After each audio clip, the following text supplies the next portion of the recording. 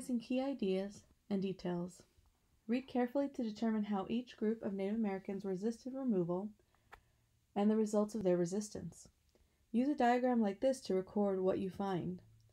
Which group most successfully resisted removal? Analyzing key ideas and details. Number 1. Making connections. Why did Americans consider some of the Native American peoples in the Southeast to be civilized? Number 2. Analyzing point of view.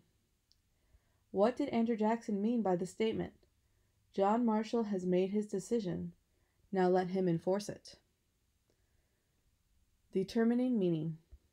Use the term relocate in a sentence describing the relationship between white settlers and Native Americans in the 1830s. Removing Native Americans. Guiding question. Why were Native Americans forced to abandon their land and move west? As the nation expanded westward, many Native Americans still remained in the east. The Cherokee, Creek, Seminole, Chickasaw, and Choctaw peoples lived in Georgia, Alabama, Mississippi, and Florida. These groups had created successful farming communities that were much like many other American communities. As a result, most Americans considered them civilized and referred to them as the 5 civilized tribes. Although Americans recognized the success of the 5 civilized tribes, they did not respect their rights. In fact, some white people wanted the Native Americans' lands for themselves. To make this possible, they wanted the federal government to force Eastern Native Americans to relocate to lands west of the Mississippi River. Andrew Jackson supported the white settlers' demand for Native American land. He had once fought the Creek and Seminole in Georgia and Florida to give the settlers more land. When he became president in 1829, he stated that he wanted to move all Native Americans to the Great Plains. Many people believed this region to be a wasteland where American settlers would never want to live. These people thought that if all Native Americans moved there, conflict with them would be ended.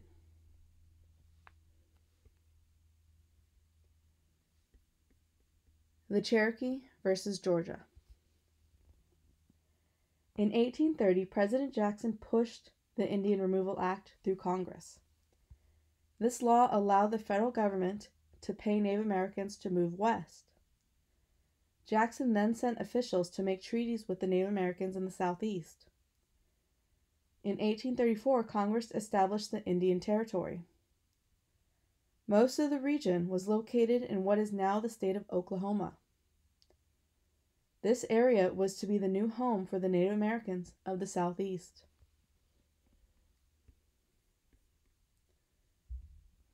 Most Eastern Native American peoples felt forced to sell their land and move west.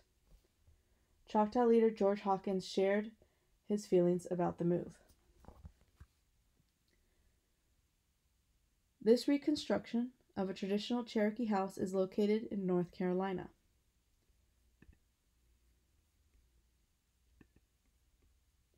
Analyzing primary sources. Number 1. Explaining issues. What was Hawkins saying about Mississippi's right to govern the Native Americans living there? Number 2. Analyzing central ideas. What are the 2 evils that Hawkins mentions?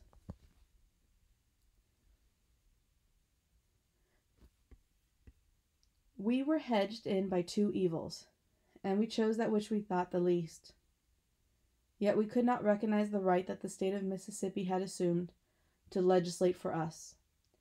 Although the legislature of the state were qualified to make laws for their own citizens, that did not qualify them to become lawmakers to a people that were so dissimilar in manners and customs as the Choctaws are to the Mississippians.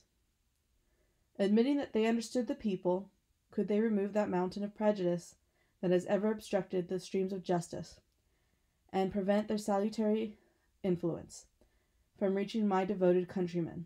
We as Choctaws rather chose to suffer and be free than live under the degrading influence of laws, which our voice could not be heard in their formation. The Cherokee refused to move. In treaties of the 1790s, the federal government had recognized the Cherokee as a separate nation. However, the state of Georgia, in which many Cherokee lived, refused to accept the Cherokee status. In 1830, Georgia made Cherokee land part of the state. It also began to enforce state laws in the Cherokee Nation. As pressure for relocation mounted, the Cherokee appealed to the American people. We are aware that some persons suppose it will be for our advantage to remove beyond the Mississippi. Our people universally think otherwise. We wish to remain on the land of our fathers. Appeal of the Cherokee Nation, 1830. Still, Georgia pressured the Cherokee. In response, the Cherokee turned to the U.S. Supreme Court. In Worcester v. Georgia, 1832, Chief Justice John Marshall ruled that the state of Georgia had no right to interfere with the Cherokee.